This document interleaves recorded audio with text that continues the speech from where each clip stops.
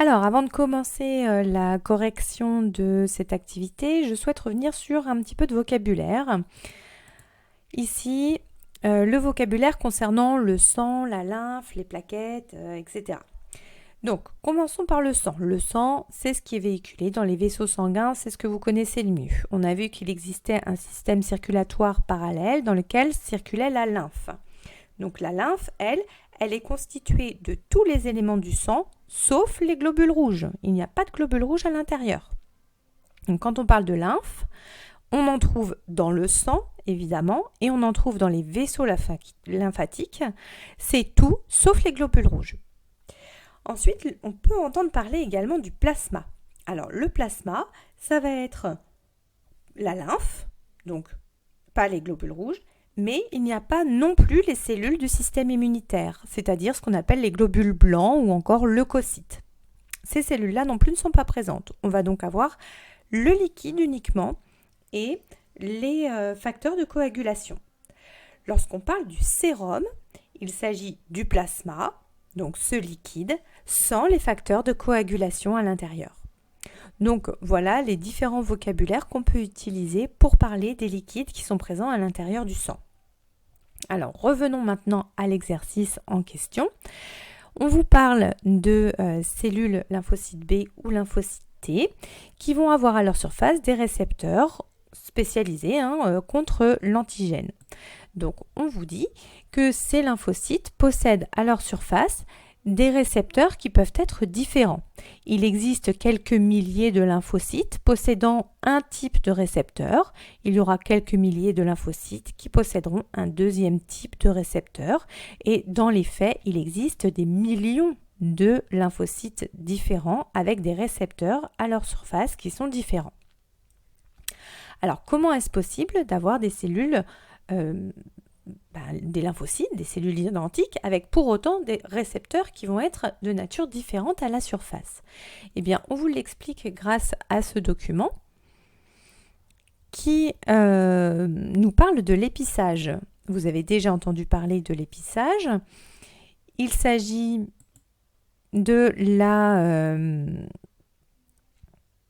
la phase de maturation de l'ARN prémessager en ARN messager, c'est-à-dire le moment où il va y avoir parfois des morceaux de l'ARN prémessager qui vont être retirés, c'est ce qu'on appelle les introns. Ils ne vont pas être utilisés pour former l'ARN messager qui sera traduit par la suite. Et donc il existe parfois un épissage alternatif qui permet de faire varier de manière totalement aléatoire certaines molécules. Et là, c'est ce qui se passe ici. Pour nos récepteurs, on a un gène initialement avec, on a mis 9 fragments, mais dans les faits, il y en a beaucoup plus, il y a des centaines de fragments. Et lors de la maturation, au hasard, certains de ces fragments vont être considérés comme des introns, c'est-à-dire qu'ils vont être retirés lors de la formation de l'ARN messager. Et donc, ils ne seront pas traduits dans la protéine qui correspond au récepteur. Donc ici, on va avoir une première cellule avec un récepteur qu'on a représenté sous la forme d'un carré parce qu'il va avoir récupéré, par exemple, les morceaux 1, 5, 7. On aura un deuxième lymphocyte qui, lui, possédera un récepteur différent, on l'a montré de forme arrondie, parce que lui aura récupéré les exons 1, 2, 9, et donc ce sont ceux-là qui auront été traduits. Voilà pourquoi il existe de multiples sortes de récepteurs à la surface.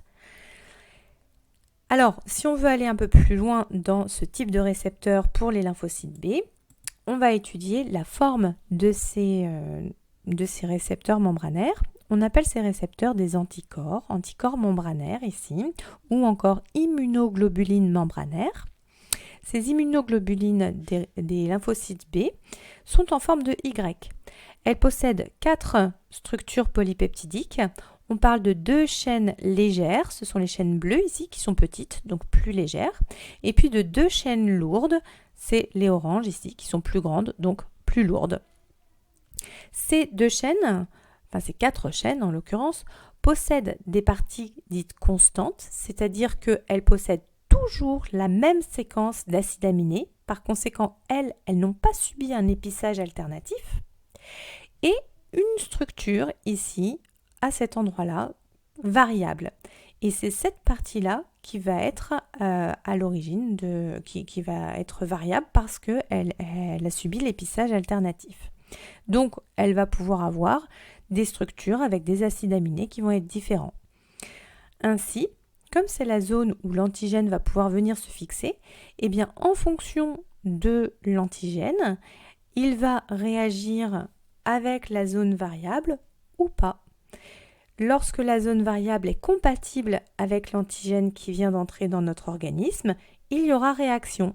Si la zone variable n'est pas compatible avec l'antigène, il n'y aura pas de réaction. Ici, voilà, l'antigène a réagi avec la partie variable de l'anticorps. Mon anticorps va pouvoir ensuite agir. Alors, de quelle manière est-ce que ça va réagir ? On voit ici nos lymphocytes B. Lorsqu'il va y avoir l'infection, lorsqu'on va injecter l'antigène, c'est-à-dire le moment de l'infection, on voit que mes lymphocytes B vont augmenter en quantité. Ça veut donc dire que l'antigène parmi l'ensemble des différents récepteurs va trouver à un moment donné une zone variable qui est compatible. Et donc parmi ces millions de lymphocytes B différents, il va y en avoir quelques milliers qui sont des clones de celui-ci qui vont être compatibles avec l'antigène. Qu'est-ce qui se passe lorsque mon clone est activé par l'antigène ? Eh bien, c'est facile à deviner, il va se multiplier. Et il se multiplie à l'identique, évidemment. Donc, il va subir des mitoses. On parle d'amplification clonale. La phase de reconnaissance d'un antigène par l'anticorps qui lui est compatible, qui lui est spécifique, on dit que c'est la sélection clonale.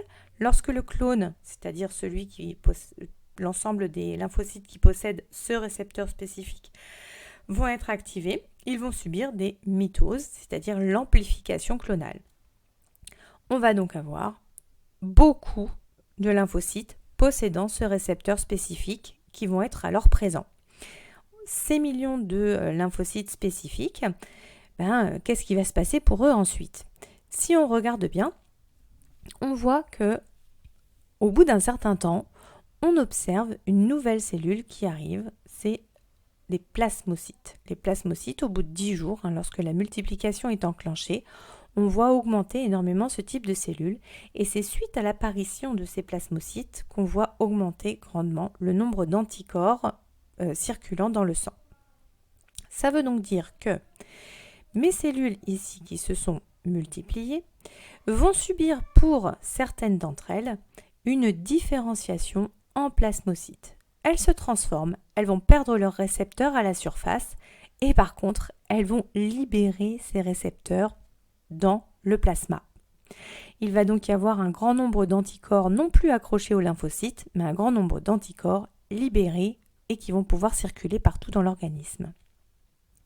Les autres lymphocytes qui, eux, ne libèrent pas leurs anticorps ne sont pas des plasmocytes, on les appelle des lymphocytes B mémoire. Ça veut dire qu'on a beaucoup plus de lymphocytes qui correspondent aux clones spécifiques à l'antigène. Voilà en détail le schéma du plasmocyte que vous aviez avec les anticorps qui, eux, vont être libérés et fabriqués en grande quantité pour être libérés dans l'organisme. Donc la question qu'on va se poser maintenant, ça va être surtout, comment est-ce qu'ils agissent ces anticorps ? Alors n'oubliez pas de me faire votre schéma dans un premier temps, de faire la correction suite aux explications que je viens de vous donner. Vous m'envoyez ça à l'adresse habituelle et si éventuellement vous avez des questions supplémentaires, rédigez-les avec votre envoi. À bientôt!